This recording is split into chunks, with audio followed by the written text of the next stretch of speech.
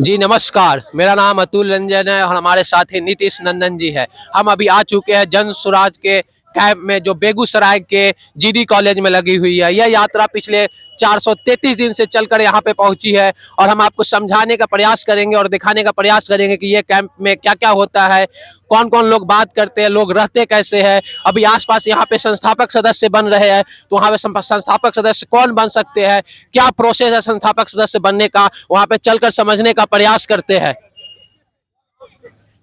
ठीक, आइए हमारे आइए हमारे साथ यहाँ संस्थापक सदस्य बना रहे हैं अंकित जी, और उनसे बात करते हैं कि क्या प्रोसेस है, कौन संस्थापक सदस्य बन सकता है। तो यहाँ पे अंकित जी, आप क्या यहाँ पे क्या हो रहा है, आप बताने का प्रयास करेंगे। यहाँ पे जन सुराज का संस्थापक सदस्य बनाया जा रहा है। तो इसमें जिनका भी एज 18 या 18 से ऊपर है और जिनको जन सुराज का जो आधार स्तंभ है उनमें विश्वास है, सही लोग, सही सोच, सामूहिक प्रयास, इस सोच पे अगर जिनको विश्वास है वो जन सुराज के संस्थापक सदस्य बन सकते हैं। कोई भी बन सकता है संस्थापक सदस्य, कोई क्राइटेरिया नहीं है कि ग्रेजुएशन होना चाहिए, 10th पास होना चाहिए, 12 पास होना चाहिए। नहीं जी नहीं, एजुकेशन क्वालिफिकेशन की अभी कोई क्राइटेरिया नहीं है, सिर्फ एज है 18 या 18 प्लस होनी चाहिए। और दूसरा कि जन सुराज का जैसे आप देख रहे हैं 3 आधार स्तंभ है, सही लोग, सही सोच, सामूहिक प्रयास। जिनको इन आधार स्तंभ पे विश्वास हो ऐसे लोग जन सुराज के संस्थापक सदस्य बन सकते। ठीक है, इस चीजों पे हम विश्वास कर लिए, संस्थापक सदस्य बन भी गए। इसके बाद हम क्या करेंगे जन सुराज के लिए। इसके लिए जन सुराज के लिए क्या है, अभी जैसे ही संस्थापक सदस्य बनते हैं उसी समय हमारे पास 4 ऑप्शन होता है। जैसे आप देख रहे हैं किस प्रकार से जन सुराज का सहयोग करना चाहते हैं, जो भी संस्थापक सदस्य बनना चाहते हैं, तो उनके लिए है कि वो चुनाव के माध्यम से, या फिर पीके यूथ क्लब खोल करके, या फिर संगठन में जिम्मेदारी लेकर, या फिर डिजिटल वॉलंटियर बन के। ये 4 ऑप्शन है। हम जो भी संस्थापक सदस्य बनने आते हैं उनको हम ये बताते हैं, तो इनमें से जो भी उनको सही लगता है अपनी स्वेच्छा के अनुसार वो हमें बताते हैं, उसमें हम फिर टिक करते हैं और फिर उनको ठीक है, ये चुनाव के माध्यम से मतलब कैसे हम मदद कर सकते हैं चुनाव के माध्यम से मतलब जैसे कि मान लीजिए कोई संस्थापक सदस्य बनना चाहता है और वो चाहते हैं कि हमको चुनाव आगे चल के लड़ना है, तो वो ये वाला सेलेक्ट करते हैं। और मतलब जन सुराज मदद करेगी उनको चुनाव लड़ाने में। जन सुराज चुनाव लड़ाने में मदद तब करेगी अगर मान लीजिए कोई संस्थापक सदस्य बने, वो जन सुराज से जुड़े हुए हैं, जन सुराज के लिए काम कर रहे हैं और उनकी समाज में अच्छी छवि है। ये नहीं कि कोई भी मान लीजिए कुछ गलत काम कर रहे हैं, क्रिमिनल्स हैं। ये पता कैसे कीजिएगा किन लोगों का अच्छा छवि है समाज में। बिल्कुल, उसके लिए हमारे तरफ से ऑडिट होगी। अगर हम मान लीजिए किन्हीं को जन सुराज की तरफ से अगर चुनाव अभियान में सहयोग करेंगे तो हम तो ऑडिट करेंगे कि भैया वो अगर हम उनको सहयोग कर रहे हैं तो उनके नाम के पीछे जन सुराज टैग हो रहा है। ये ऑडिट का मतलब माध्यम क्या होगा कि क्या का माध्यम होगा कि हम जन सुराज के जो भी हमारे इधर से प्रतिनिधि होंगे वो ग्राउंड जीरो पे जा करके उनके बारे में पता करेंगे। ठीक है, समझ में आएगा। दूसरा यहाँ पीके यूथ क्लब खोल कर लिखा हुआ है, जैसे पीके यूथ क्लब क्या है। जी, पीके यूथ क्लब क्या है, प्रशांत किशोर यूथ क्लब। इसमें क्या होता है कि अगर आप यूथ क्लब खोलना चाहते हैं तो उसमें 25 युवाओं का एक संगठन बनाइए, उसमें फिर आपस में ही डेमोक्रेटिकली लोकतांत्रिक रूप से 5 पदाधिकारी चुनिए, जिसमें कि एक अध्यक्ष होंगे, दूसरा उपाध्यक्ष, तीसरा कोषाध्यक्ष, चौथा सचिव और 5वां मीडिया प्रभारी। ये पीके यूथ क्लब का काम क्या होता है। पीके यूथ क्लब का क्या काम ये होगा कि संगठन में जो भी कार्य दिया जाएगा, मान लीजिए उस पर्टिकुलर पंचायत में, पंचायत लेवल पे, उस काम को ग्राउंड जीरो पे इम्प्लीमेंट करना।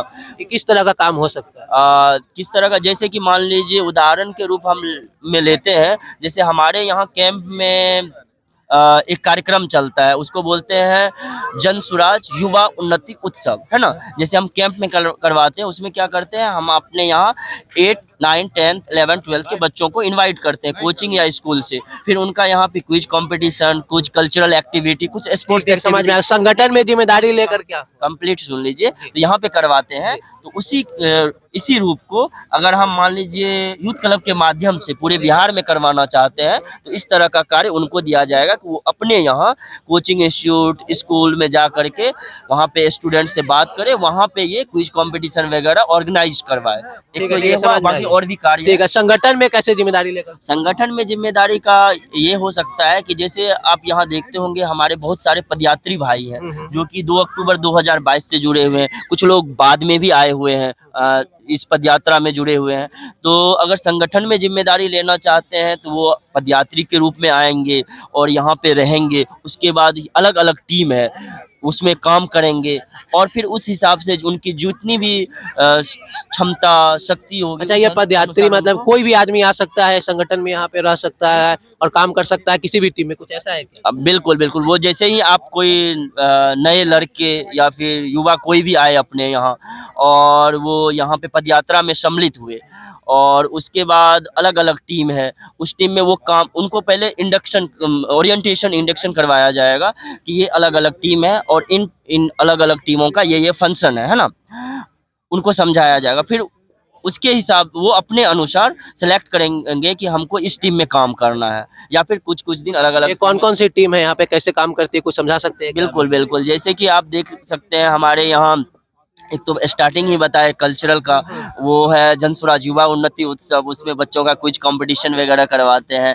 देन उसके बाद क्या है कि सेकंड है अपना प्रचारक टीम है, जो जन स्वराज का जैसे पदयात्रा चल रहा होता है तो डेली हमारा जन स्वराज का 5-6 जनसभाएं होती है, तो उस जनसभा को ऑर्गेनाइज करने के लिए प्रचारक टीम है, वो अलग अलग 5-6 युवाओं का या पदयात्री का एक ग्रुप है जो अलग अलग जगह पे सभाएं करवाती है। तो उसमें वहां जाकर प्रचार प्रसार करना, जन स्वराज के बारे में बताना, लोगों को मोटिवेट करना, ये जन स्वराज। ठीक है, ये प्रचारक टीम हो गया, इसके अलावा क्या? तो उसके बाद आपका हो गया एक तो कल्चरल, दूसरा प्रचारक, तीसरा यूथ क्लब का टीम है जिसमें यूथ क्लब खुलवाते हैं, फिर उसका ब्लॉक लेवल पे अब यूथ क्लब ब्लॉक कोऑर्डिनेटर वगैरह का इलेक्शन करवाते हैं, इस तरह से फंक्शन करते हैं। उसके बाद आपका एक अलग है जैसे यूट्यूब या फिर सोशल मीडिया, यूट्यूब और सोशल मीडिया उनका काम है कि अपना डिजिटल कैंपेन वगैरह चलाना, ये हो गया। बहुत बहुत धन्यवाद अंकित जी। यहाँ पे अंकित जी संस्थापक सदस्य बना रहे थे और बहुत अच्छा से समझाया कि ये संस्थापक सदस्य बनकर आप जन स्वराज की कैसे मदद कर सकते हैं। यहाँ पे कुछ हमारे साथी दिख रहे हैं जो है यहाँ के लोकल है, उनसे बात करने के समझने का प्रयास करेंगे। यहाँ कैंप लगा है, उनके कुछ जानकारी है कि नहीं है। कुछ बच्चे यहाँ पे दिख रहे हैं, क्या आप लोग बात करना चाहेंगे? क्या नाम हुआ आपका? मेरा नाम प्रिंस है। प्रिंस है। ये क्या मतलब टेंट लगा हुआ है, कुछ जानकारी है इसके बारे में? टेंट बेकार का लगा हुआ है, हम लोग मोदी जी के साथ ही रहेंगे। अच्छा, और ऊपर से ये हम लोग का क्रिकेट भी बर्बाद कर रहा है। 3 दिन से हम लोग का मैच था, आज 3 दिन से मैच था तो क्रिकेट आप लोग नहीं खेल पा रहे हैं। तो आप बोले मोदी जी के सपोर्टर है आप? हाँ। अच्छा, तो जन स्वराज के बारे में कुछ आइडिया है हम नहीं, आपको? ये सब जितने दिख रहे हैं सब है। अच्छा, क्यों मोदी जी क्यों? अरे आपको बताने का जरूरत ही नहीं है यार, 22 तारीख के बाद आपको कुछ बताने की जरूरत पड़ेगा? नहीं बताइए मोदी जी क्यों यार, इसमें कुछ सवाल ये गलत है आपका। नहीं वो आप किसी को चूज करते हैं तो डिसाइड होता है ना कि इस कारण हम उनको पसंद कर रहे हैं, किसी और रीजन होगा ना, बताइए। जितने भी काम उन्होंने किए अभी तक किसी ने वो काम नहीं किया। क्या काम किए? कुछ सबसे बड़ा तो राम मंदिर आप देख लीजिए। ठीक है, राम मंदिर बना, उससे भी बड़ा आर्टिकल देख लीजिए जो जम्मू कश्मीर में। इसमें बिहार का क्या लेना देना है? बिहार में तो राम मंदिर नहीं बना है। आर्टिकल 370 बढ़ रहा है ना, देश का तो काम देश बढ़ने से बिहार आगे बढ़ जाएगा। तो कैसे आगे बढ़ेगा बताइए आप? अरे देश बढ़ेगा, बिहार भी बढ़ेगा, यहाँ पर भी अगली बार बीजेपी ही आएगा। नहीं वो ठीक है, नहीं हम बात आपका समझ रहे हैं। देश को आगे बढ़ने से क्या बिहार आगे बढ़ जाएगा? अरे मोदी आप क्या करते हैं वैसे बताइए?